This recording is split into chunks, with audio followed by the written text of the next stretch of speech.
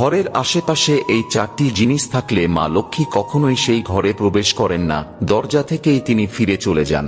কি সেই জিনিস, সেটা জানার আগে প্রভু শ্রীরামের ভক্তরা লাইক করে কমেন্টে জয় শ্রীরাম লিখে দিন। নাম্বার 1, যেসব বাড়ির মুখ্য দরজার সামনে কোনো নর্দমা বা ড্রেন থাকে অথবা বাড়ির সামনে অতিরিক্ত ময়লা আবর্জনা জমাট বেঁধে থাকে, সেই সব ঘর দেখে মা লক্ষ্মী দূর থেকেই ফেরত চলে যান।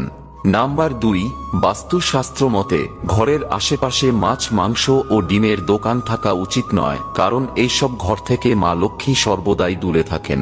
নাম্বার 3, যেসব ঘরের সামনে মদের দোকান থাকে সেই সব জায়গায় ঝগড়া, মারপিট ও অশান্তি লাগা রোজকার একটি সাধারণ ব্যাপার, আর মা লক্ষ্মী এইসব জিনিস একদমই পছন্দ করেন না। নাম্বার 4, যে ঘরের আশেপাশে জুয়াখানা থাকে বা জুয়া খেলা হয় সেই সব স্থানে কলি যুগের ছায়া দেখতে পাওয়া যায়, ফলে মা লক্ষ্মী কখনো সেখানে ফিরেও তাকান না।